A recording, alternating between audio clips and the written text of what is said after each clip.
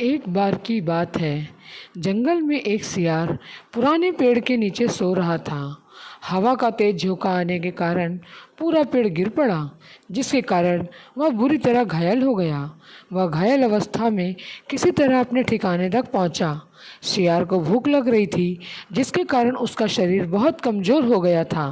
तभी उसे एक खरगोश नज़र आया। उसे दबोचने के लिए वह झपटा। सियार कुछ दूर भागकर हांफने लगा। उसके शरीर में जान ही कहाँ रह गई थी। फिर उसने एक बटेर का पीछा किया और वहाँ भी वह असफल रहा। हिरण का पीछा करने की तो उसकी हिम्मत भी न हुई। वह खड़ा सोचने लगा। शिकार वो नहीं कर पा रहा था। वह सोचने लगा, अब तो भूखे मरने की नौबत आ गई।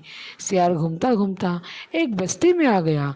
वह इधर उधर गलियों में घूमने लगा। तभी कुत्ते भौं भौं करते उसके पीछे पड़ गए। सियार को जान बचाने के लिए भागना पड़ा। वह गलियों में घुसकर उनको छकाने की कोशिश करने लगा, पर कुत्ते तो कस्बे की गली गली से परिचित थे। सियार के पीछे पड़े कुत्तों की टोली बढ़ती जा रही थी और सियार के कमज़ोर शरीर का बल समाप्त होता जा रहा था। कुत्तों की टोली भौंकती भौंकती चली गई। सियार सांस रोककर रंग में डूबा रहा। वह केवल सांस लेने के लिए अपनी थूथनी बाहर निकालता। वह रंग में पूरी तरह भीग चुका था।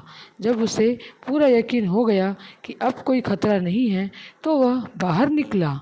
वह जंगल में पहुंचकर उसने देखा कि उसके शरीर का सारा रंग नीला हो गया है।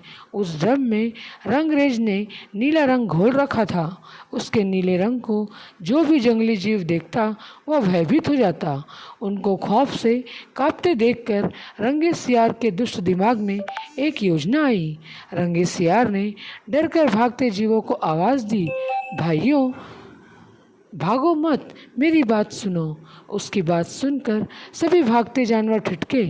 उनके ठिठकने का रंगे सियार ने फ़ायदा उठाया और बोला, देखो देखो मेरा रंग।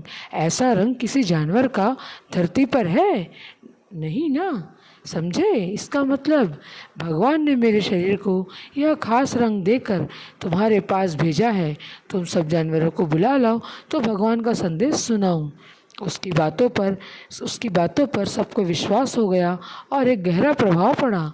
वे सभी लोग जाकर जंगल के बाकी सारे जानवरों को बुलाकर ले आए।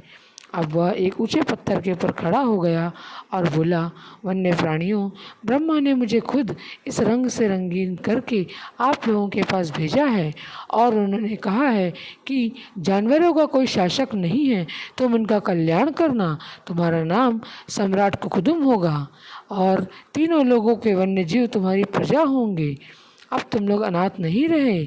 सभी जानवर वैसे ही सियार के अजीब रंग से चकराए हुए थे। उनकी बातों ने तो जादू का काम किया। शेर, बाघ, चीते सभी की सांस ऊपर की ऊपर और नीचे की नीचे रह गई। उसकी बात काटने की किसी की भी हिम्मत नहीं हुई। देखते देखते सारे जानवर उसके चरणों में लौटने लगे। ब्रह्मा के दूत, प्राणियों में श्रेष्ठ कुकुदुम, हम आपको अपना सम्राट स्वीकार करते हैं। सभी जानवरों ने मिलकर एक साथ कहा। एक बूढ़े हाथी ने कहा, हे सम्राट, अब हमें बताइए कि हमारा क्या कर्तव्य है।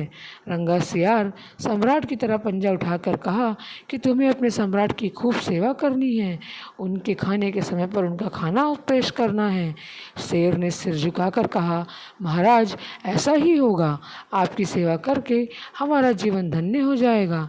बस फिर क्या था, शायर के तो शाही ठाठ हो गए। वह राजसी शान से रहने लगा।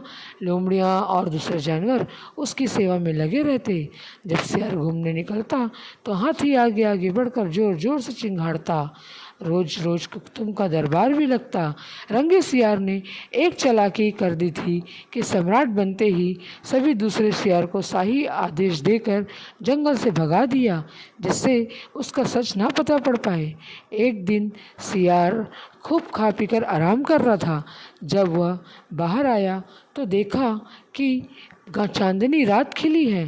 पास के जंगल में सियारों की टोली एक स्वर की बोली बोल रही थी।